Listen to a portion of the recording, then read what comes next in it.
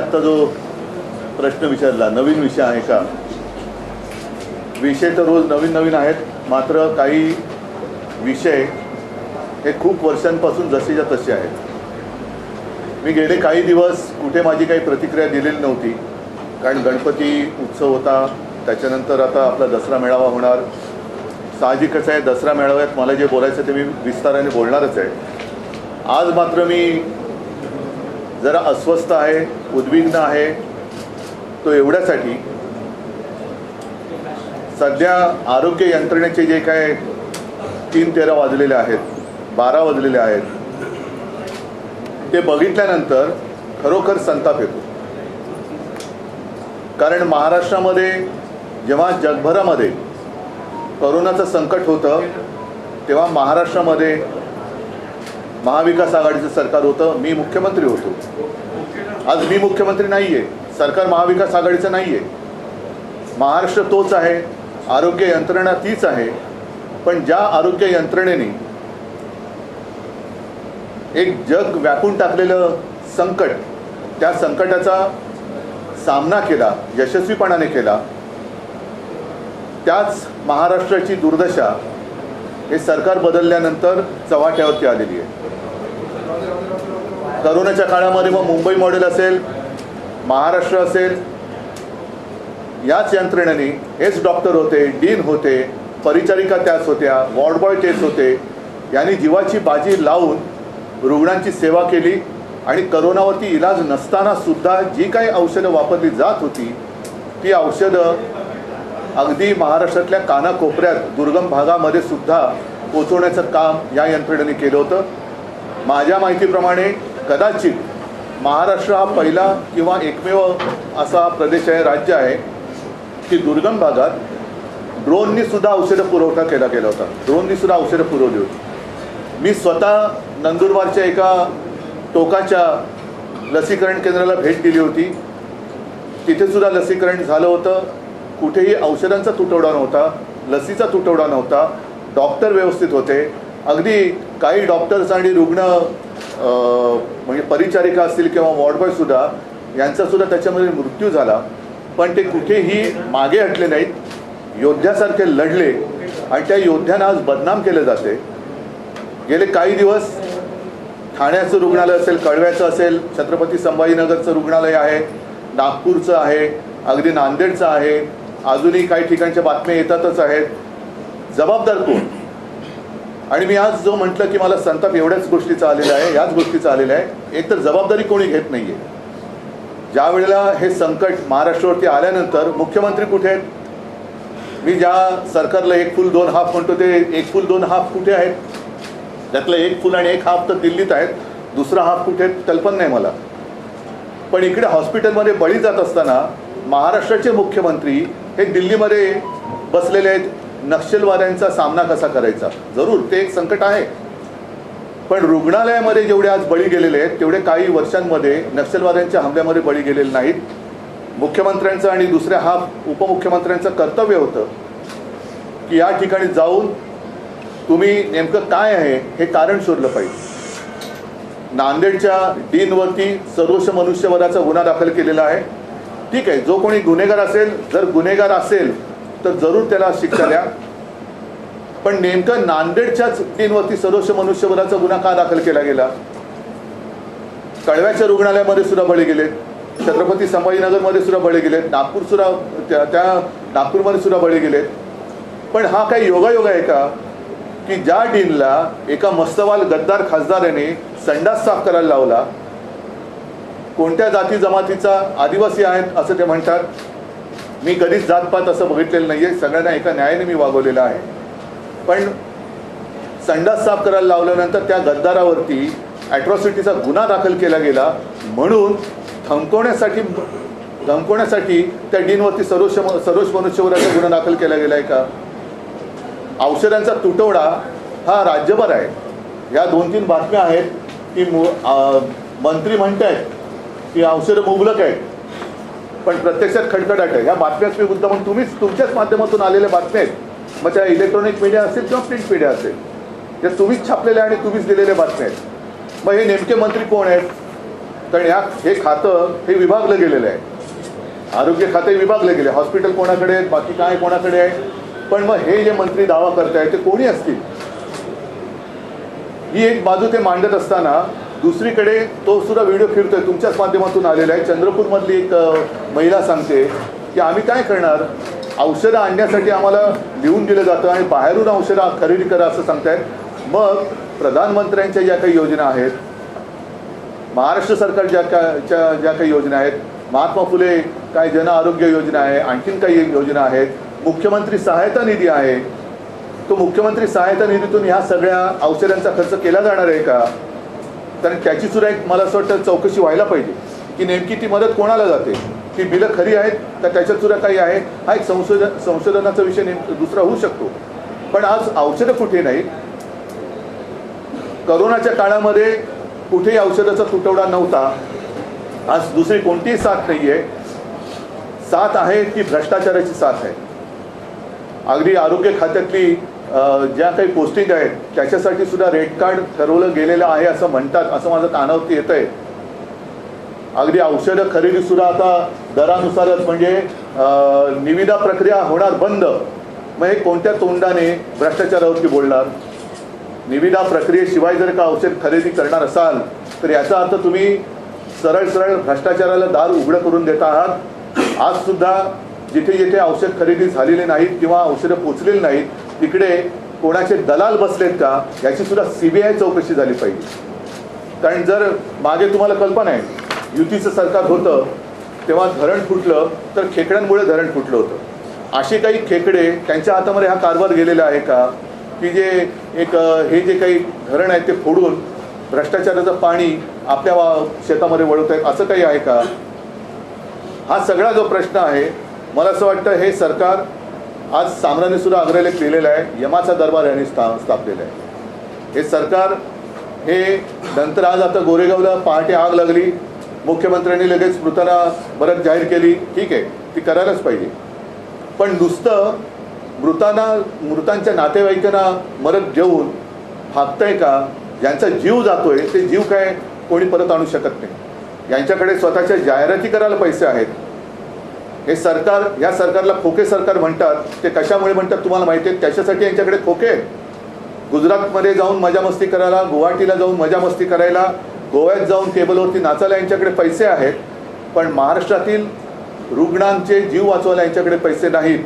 असंच सरकार, या सरकारची आता मला असं वाटतं निपक्षपातीपणाने CBI चौकशी झाली पाहिजे. मी निपक्षपातीपणाने एवढ्यासाठी म्हटलं कारण काही जणांवरती जे गुन्हे दाखल केले गेले होते त्यांच्या चौकशीचा फार्स करून त्यांना क्लीन चिट देण्यात आली. हा चौकशीचा फार्स आहे. म्हणजे नुसते विरोधकांच्या मागे चौकशीचं शुक्लकाष्ट लावायचं आणि स्वतःच्या भ्रष्टाचाराला मोकाट कुरण सोडून त्याच्यावरती चराला द्यायचं, हा काही कारभार नाही आहे. आणि या सरकारबद्दल मी एक फुल दोन हाफ जे म्हटलं त्यातले दुसरे जे उपमुख्यमंत्री आहेत अजितदादा पवार, ते जेव्हा आमच्यामध्ये होते, विरोधी पक्षनेते होते, त्यांनी कोर्टाने या सरकारवरती मारलेले ताशेरे जे होते ते भर सभेत बोलले होते. ते ताशेरे म्हणजे हे सरकार नपुसक आहे. कोर्टाला हे कळलेलं आहे की हे सरकार कसं आहे. अगदी सर्वोच्च न्यायालयाला सुद्धा कळलेलं आहे. पण हे सरकार आता लवकरात लवकर घालवलं पाहिजे, कारण ह्याच्या या भ्रष्ट कारभारामुळे लोकांचे आता बळी जायला लागलेले आहेत. आणि म्हणून मला असं वाटतं की जनतेने सुद्धा आता जागं झालं पाहिजे. मी महाराष्ट्रातल्या तमाम शिवसैनिकांना आणि शिवसेनेच्या पदाधिकाऱ्यांना एक विनंती करतोय की ज्या काही तक्रारी माझ्यापर्यंत पोचत आहेत त्या काही माध्यमातून सुद्धा येत आहेत, काही माझ्या शिवसैनिकांच्या माध्यमातून पण येत आहेत. सर्वांना सांगतोय, आपापल्या जिल्ह्यातील आपापल्या तालुक्यातील सरकारी रुग्णालयात जाऊन तिथल्या डीनना आणि डॉक्टर्सना विश्वासात घेऊन, कारण ते गुन्हेगार नाही आहेत, औषधाचा पुरवठा होत नाही हा काही त्यांचा दोष नाही आहे, पण वस्तुस्थिती जी काही आहे, कुठे कुठे हॉस्पिटलमध्ये औषधं किती पोचलेली आहेत, किती तुटवडा कधीपासून आहे. कारण मला आठवत आहे की जोपर्यंत आमचं सरकार होतं तोपर्यंत महाराष्ट्रामधल्या प्रत्येक सरकारी हॉस्पिटलमध्ये किती कोणत्या म्हणजे रोज किती साठा आहे, तो साठा आणि पुरवठा हे सगळं कॉम्प्युटराईज होतं. ती पद्धत आज चालू आहे का? नसेल तर ती कोणी बंद केली? आणि जो मंत्री ज्याला कळलं की हाफकिनच्या माध्यमातून औषध खरेदी होते तर त्यांनी विचारलं की कोण आहे हाफकिन. असे जर का दिव्य ज्ञानी मंत्री त्या खात्याचे कारभार सांभाळणार असतील तर पहिलं त्यांच्या बुद्धीवरती इलाज करायला पाहिजे आणि मग त्यांच्याकडे खातं दिलं गेलं पाहिजे. तर हा जो काही सगळा एक कारभार चाललेला आहे माणुसकीला सोडून चाललेला आहे. म्हणजे सगळे मंत्री पालकमंत्री कोण होणार याच्यासाठी रुसवे फुगवे चाललेले आहेत. मंत्रिपदासाठी मारामाऱ्या चाललेल्या आहेत.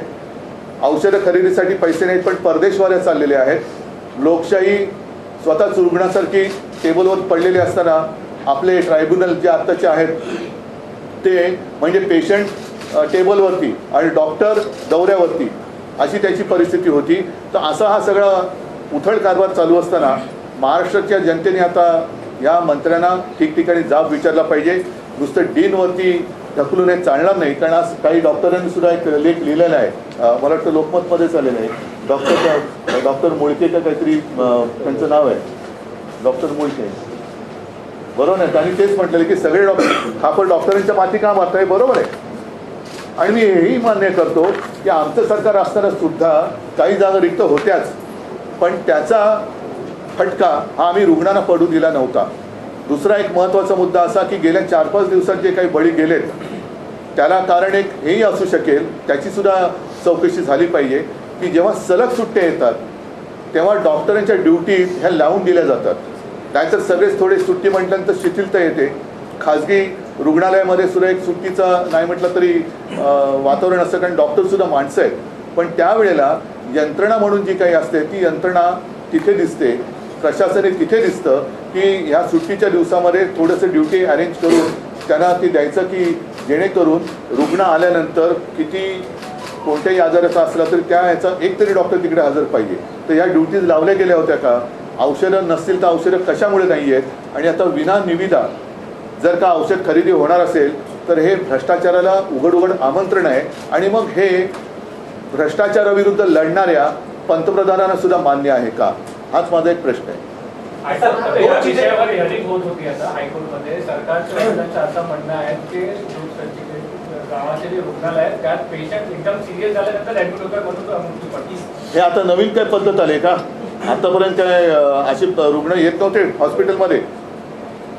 हा म्हणजे अत्यंत नालायकपणा आहे, निर्गुणपणा आहे. पेशंट सिरियस झाल्यावरती आलं तरी तो औषधाविना का जातोय? मग तुमच्याच माध्यमातून जे काही दिसतंय, आज मी म्हटलं ना चंद्रपूर, त्यांना लिहून दिलं जातं, औषधाच्या लिस्ट दिलं जातं, हे औषध बाहेर जाऊन खरेदी करा. मग जर का पेशंट सिरियस असेल तर त्या चिंतेत असलेल्या रुग्णांना तुम्ही बाहेर जाऊन औषधं खरेदी करून आणायला होतं का? तुमच्याकडे औषधं का नाही? पेशंट सिरियस असेल किंवा नसेल पण इलाज करणे तुमचं काम आहे. म्हणून तर तुम्ही सरकारी हॉस्पिटल ती यंत्रणा उभी केलेली आहे. तिकडे औषधाचा पुरवठा होतोय की नाही? आणि जर आता पुन्हा सांगतोय विदाऊट टेंडर औषध खरेदी करणार असाल तर मग चौकशी कोणाची चौकशी करणार? राज्य सरकारने जे कारण दिले न्यायालयामध्ये आता त्यांचं म्हणणं की मनुष्यबळ कमी आहे आणि त्यामुळे अशा प्रकारचे मृत्यू घडतात. त्यानंतर खडसर म्हणजे उच्च न्यायालय सुद्धा मनुष्यबळ, मी पुन्हा एकदा सांगतो, मनुष्यबळ किंवा काय मी असं म्हणतच नाही की आमच्या वेळेला मनुष्यबळ पूर्ण होतं, आमच्या वेळेला सुद्धा कमी होतंच. पण त्या मनुष्यबळावरतीच आम्ही करोनाचा सामना केला होता. त्याच मनुष्यबळावरती तेच डॉक्टर होते, हीच यंत्रणा होती. पण त्याच्यात रुग्णांची संख्या खूप होती, औषधं म्हणजे इलाज नव्हता. तरी देखील जी काय औषधं वापरली जात होती त्या औषधांचा कुठे आम्ही तुटवडा होऊ दिला नव्हता, ऑक्सिजनचा दिला नव्हता. आता मात्र कसली साथ नसताना भ्रष्टाचाराची साथ आलेली आहे, त्याचे हे बळी आहेत. हाईकोर्टाने सांगितलेलं की जर याच्या पुढे मनुष्यबल की कमी की वजह से या फिर मैन पावर या दवाई की कमी की वजह से कोई भी मौत होती तो हम बर्दाश्त नहीं करेंगे. नांदेड नाही, पण त्याच्यावरती काय होते, मी पूर्ण कोर्टाचा आदर करून बोलतोय की कोर्टाने कुठेतरी यांना धडा शिकवला पाहिजे, एक कुठेतरी कारवाई केली पाहिजे. त्याच्याशिवाय सुधारणार नाही. कारण कोर्टाने ताशेरे मारल्यानंतर यांच्याकडनं वेळ मारून नेली जाते आणि पुन्हा कोण अशी दुर्घटना घडल्यानंतर पुन्हा तेच येणे माझ्या मागल्या ते सुरू होतं. म्हणून मला असं वाटतं की एकदा यांना दणका कोर्टाने दिला पाहिजे. विशेष म्हणजे सर्वोच्च न्यायालयाने सुद्धा आता लोकशाहीचा जास्त अंत न पाहता निर्णय दिला पाहिजे. जून महिन्यामध्ये मेडिकल कॉलेजेसमधल्या सर्व जवळपास 400 डॉक्टरांच्या घाऊक बदल्या मोठ्या प्रमाणात झाल्या होत्या आणि त्यामुळं भाऊक की भाऊक घाऊक मोठ्या प्रमाणात नाही म्हणून म्हटलं भाऊक म्हणजे भावना नाही, त्या भाऊकचा अर्थ तुम्हाला कळला असेल.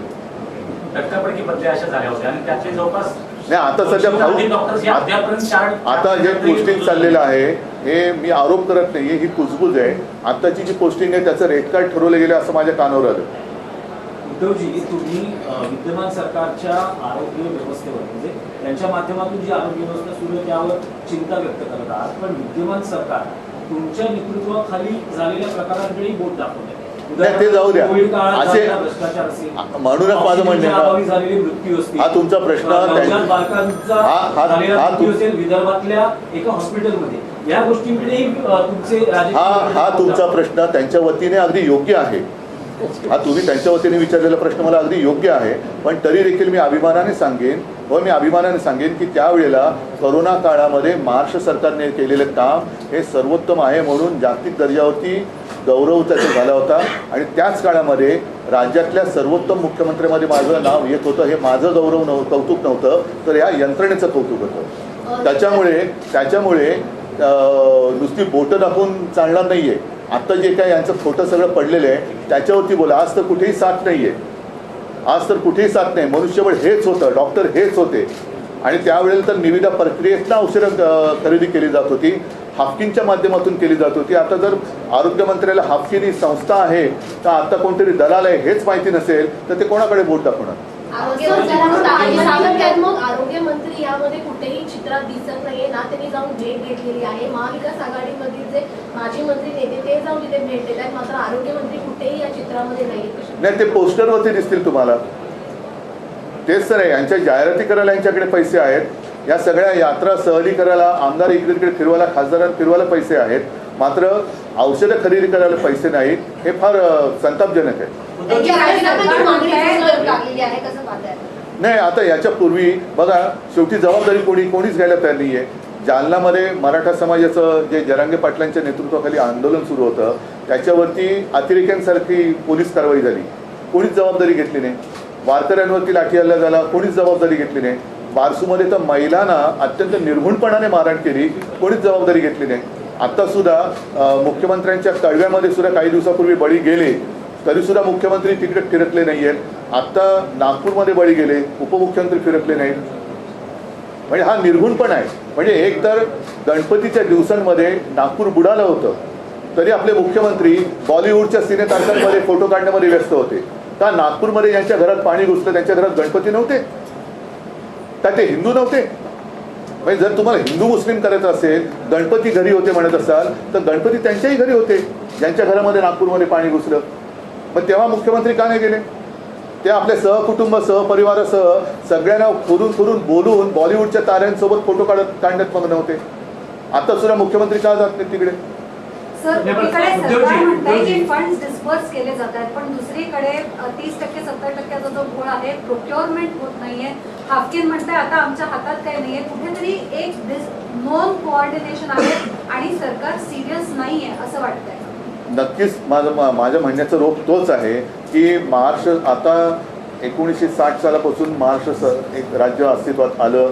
त्याच्यानंतर गेली इतके वर्ष आपलं कारभार चाललेला आहे, एक यंत्रणा लागलेली आहे. आणि मी पुन्हा सांगतो की करोना काळामध्ये जी यंत्रणा होती तीच यंत्रणा आत्तासुद्धा आहे. मग करोनामध्ये ज्यांनी महाराष्ट्र वाचवला ती यंत्रणा आत्ता नालायक कशी काय होऊ शकते? म्हणजेच यांचं फक्त धुसफूस चाललेली आहे, तुतू महिमा चाललेला आहे. पालकमंत्रीपदावरनं मारामाऱ्या चाललेल्या आहेत, मंत्रिपदावरनं मारामाऱ्या चाललेल्या आहेत, पण जनतेसाठी कोणीच लढत नाहीये.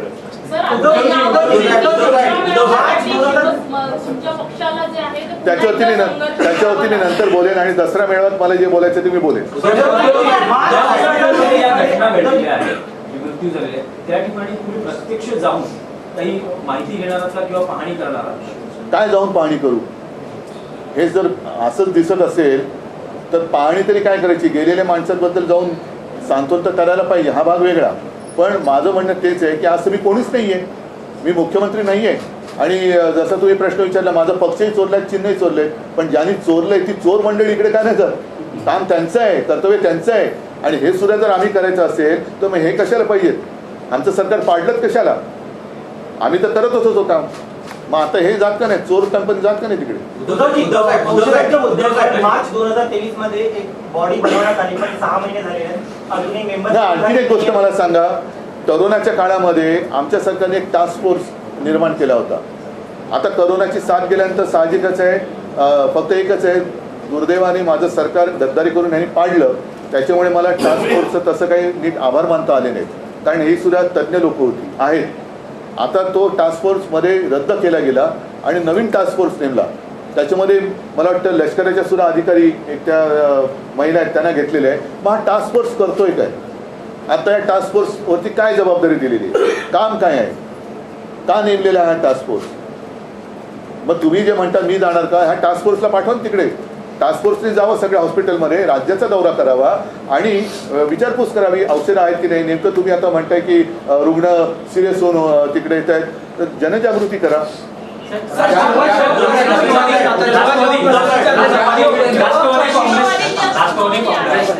या संदर्भात आज निवडणूक आयोगामध्ये मला आज त्याच्याबद्दल काही बोलायचं नाहीये. मला फक्त महाराष्ट्राच्या आरोग्याबद्दल. सर, जेव्हा प्रश्न उपस्थित केले जातात त्याला उत्तर न देता प्रतिमा मलिन करण्याचा प्रयत्न केला जातो असं मला वाटतंय का?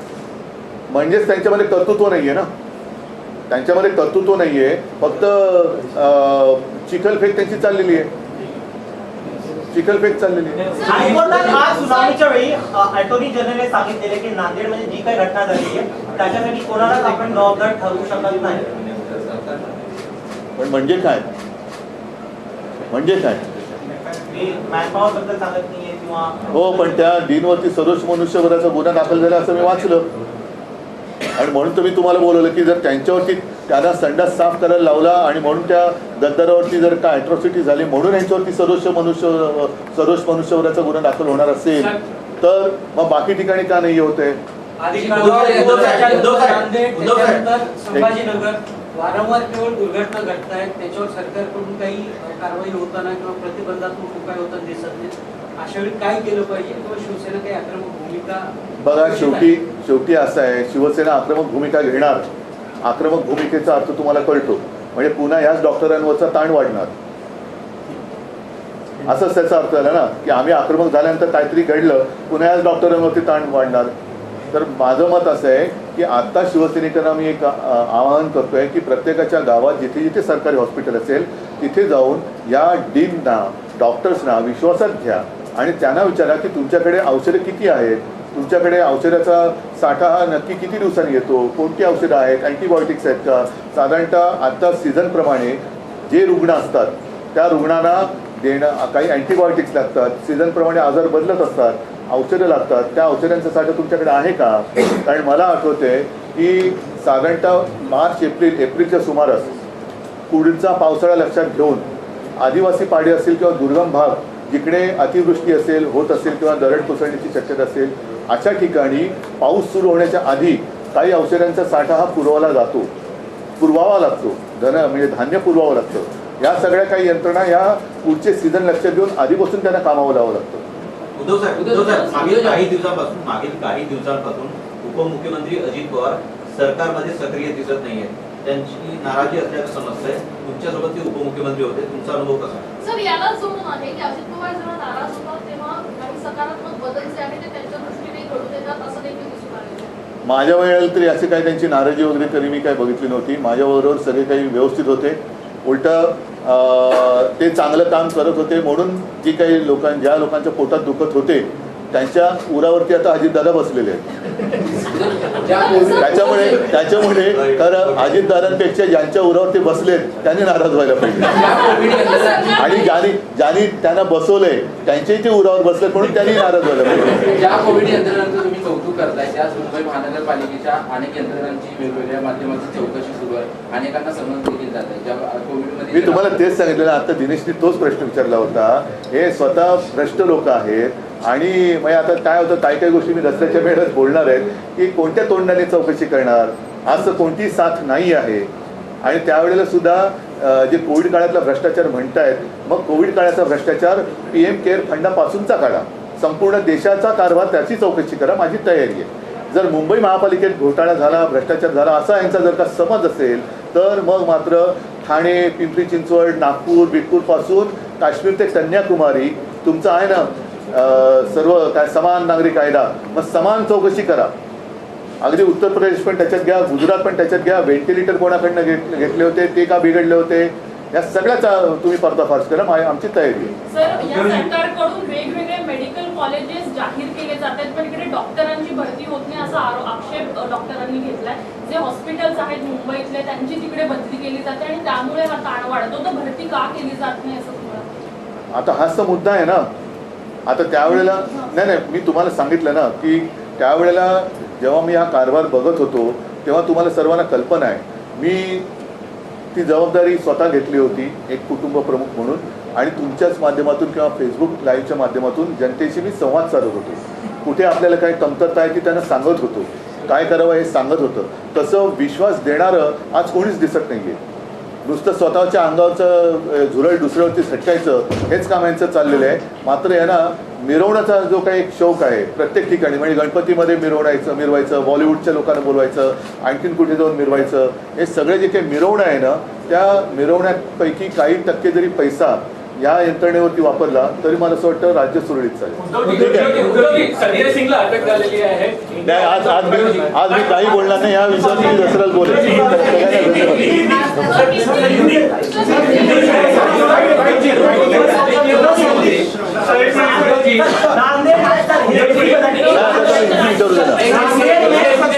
मरीज लगातार मर रहे हैं, सरकार कह रही है दवाई कमी, लेकिन जमीन की हकीकत अलग है. सिर्फ नांदेड़ ही नहीं, कुछ दिन पहले मुंबई के नज़दीक थाना, जहाँ से मुख्यमंत्री उनके यहाँ जो हॉस्पिटल है कड़वा, छत्रपति शिवाजी महाराज हॉस्पिटल, फिर राजश्री छत्रपति शाहू महाराज शासकीय वैद्यकीय कोल्हापुर, और डॉक्टर शंकरराव चव्हाण हॉस्पिटल नांदेड़, घाटी रुग्णालय छत्रपति संभाजीनगर, मेयो रुग्णालय नागपुर, सभी जगह पर ये दुर्घटना हुई है. और मैं तो यही कहता हूँ, जो भी सिस्टम है, यंत्रणा, वो वही है जिसने कोरोना के समय में काम किया था, अच्छा काम किया था, और उसके नतीजे आप सबको पता है. उस वक्त मैं चीफ मिनिस्टर था और कई बार देश में एक अच्छा मुख्यमंत्री, उसमें मेरा नाम आया था. वो गौरव मेरा नहीं था, इन लोगों का था. यही डॉक्टर्स है, यही नर्सेस है, यही सब वार्ड बॉयज़ है. उस वक्त कोरोना के लिए कोई इलाज नहीं था, लेकिन जो भी दवाइयाँ यूज़ कर रहे थे उनकी कभी भी हमने कमी नहीं होने दी थी. आज अचानक ऐसे क्या हो गया, कौन सी ऐसी बीमारी है, कौन सी ऐसी महामारी आई है कि लगातार लोग मर रहे हैं और कोई कुछ नहीं बोल रहा है. कोई कुछ नहीं बोल रहा है. किसकी जिम्मेदारी है? कहाँ है हेल्थ मिनिस्टर? कहाँ है? दो हेल्थ मिनिस्टर है, एक चीफ मिनिस्टर और दो, जिससे मैं एक फुल दो हाफ कहता हूँ. कहाँ गए वो लोग? मुख्यमंत्री भी नहीं है, दोनों उप मुख्यमंत्री नहीं है. मुझे जानकारी मिली कि मुख्यमंत्री और फडणवीस साहब तो दिल्ली में बैठे हैं, वहाँ नक्सल के बारे में, उनके बारे में कुछ मीटिंग चल रही है. ठीक है, मैं मानता हूँ वो भी विषय महत्वपूर्ण है, लेकिन जितने सारे लोग मर गए, दुर्भाग्य की बात है. नक्सलियों के हमलों से ज़्यादा लोग सरकार के अस्पताल में मर रहे हैं, तो प्राथमिकता किससे देनी चाहिए? डॉक्टर को बलि का बकरा बनाया है. डॉक्टर, हाँ वही मैं बोलता हूँ ना. तो प्राथमिकता किसे मिलनी चाहिए? मुख्यमंत्री वहाँ जाने चाहिए, उप मुख्यमंत्री वहाँ जाने चाहिए. नागपुर में होने के बावजूद जहाँ से देवेंद्र फडणवीस जी आते हैं, उनके लिए मैंने एक शब्द का इस्तेमाल किया था, तो बहुत ही मिर्ची लगी थी उनको. लेकिन आज वो क्या कहेंगे अपने आप को? नागपुर में हादसा होने के बाद भी देवेंद्र फडणवीस वहाँ नहीं जा रहे हैं. अजित पवार साहब तो पता नहीं उनकी नाराज़गी दूर हुई या नहीं हुई. और दूसरे हमारे जो मुख्यमंत्री, जिसे इलीगल बेकायदा सरकार चालवणारे मुख्यमंत्री हैं, उनकी तो कोई जिम्मेदारी नहीं है. और सबसे दुख से भी ज़्यादा मैं कहता हूँ कि गुस्से की बात यह है कि नांदेड़ की जो डीन है, उनको एक हमारे गद्दार सांसद है, उन्होंने शौचालय, संडास साफ करायला लावलेला, और उसके लिए उनके ऊपर एट्रोसिटी की केस हो गई. और उसका नतीजा ये हुआ कि उनको अभी उनके ऊपर केस दाखिल कर दी गई, सदोष मनुष्यवधाचा गुन्हा. अगर उनका गुनाह है तो कड़वा में किसका गुनाह है, नागपुर में किसका है, छत्रपति संभाजीनगर में किसका है? जहाँ भी ऐसे सारे मृत्यु हो रहे हैं वहाँ कौन गुनहगार है? असलियत तो यही है कि खुलेआम भ्रष्टाचार चल रहा है. अब तो जो न्यूज़ आई है, विदाउट टेंडर वो दवाइयाँ खरीदने जा रहे हैं. मंत्री तो कहते हैं कि हर जगह अभी दवाइयाँ हैं, दवाइयों की कमी नहीं है, लेकिन सच्चाई यही है जिसकी असलियत जो है आपके माध्यम से सब पूरी दुनिया देख रही है. चंद्रपुर हो या कहीं भी हो, कोई पेशेंट जाता है तो उनको वहाँ दवाइयाँ नहीं मिलती, उनको प्रिस्क्रिप्शन दिया जाता है और बाहर से जाकर खरीद करके लाओ। तो बोलते फिर जो कुठली आपली ती महात्मा फुले जन आरोग्य योजना है और प्रधानमंत्रियों की, फिर वो योजना गई कहाँ? तो ये सारा मामला देखने के बाद इनके पास कोई संवेदना नहीं रही है और इनको कोई भी सरकार चलाने का अधिकार नहीं है। सारे लोगों ने, एक तो मैं कहता हूँ सरकार ने इस्तीफा देना चाहिए, अगर नहीं तो दोनों जो आरोग्य मंत्री हैं उन्होंने इस्तीफा देना चाहिए। हाईकोर्ट से फटकार और ये जो सब कुछ हुआ है तो उसकी सीबीआई जांच होनी चाहिए। हाईकोर्ट से फटकार लगे, आपको लगता है कुछ बदलाव आएगा? क्योंकि कोर्ट में उनकी निजी कोर्ट ने फैसला देना चाहिए। कोर्ट तो हमेशा उनको फटके देती रहती आहे, फटक्यावरती फटका सरकार देते, कोर्ट देते, पण सरकार एवढं निगरगट्ट झालेलं आहे, उनको कुछ पडी नाही है उनको। उद्धवजी, एक राजकीय विषय होता की पहाटेच्या शपथविधीचं कवित्व अजूनही सुरू आहे। रोज नवे धक्कादायक खुलासे होत असतात। फडणवीसांनी आता नवा घटस्फोट केलाय की राष्ट्रपती मला या सगळ्या विषयावरती दोन्ही बाजूला पवार डील करतो। मी या विषयावरती दसऱ्याच्या मेळाव्यात जरूर बोलेन, पण आजचा विषय जो आहे तो फार गंभीर आहे, कारण हे राजकीय विषय आहेत, पण मी राजकारण करताना माणुसकी कधी सोडणार नाही।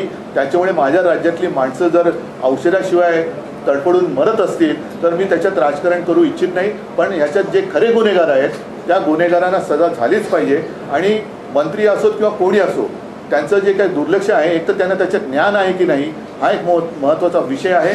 आणि म्हणून मी म्हटलं की सरकारच्या एवढ्या ज्या योजना आहेत त्या योजना गेल्या कुठे? मग हा जो काय खर्च जनतेला करायला लावतात तो खर्च मुख्यमंत्री सहायता निधीतून होणार आहे का?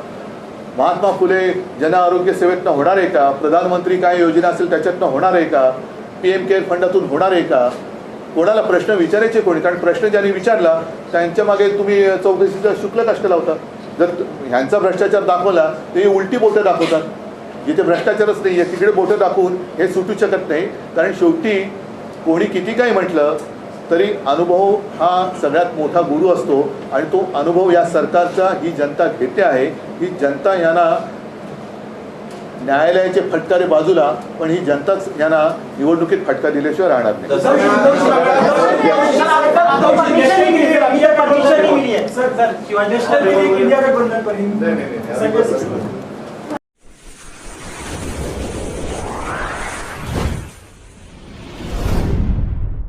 वीर महाराष्ट्र न्यूज चॅनलला लाईक आणि सबस्क्राईब करा।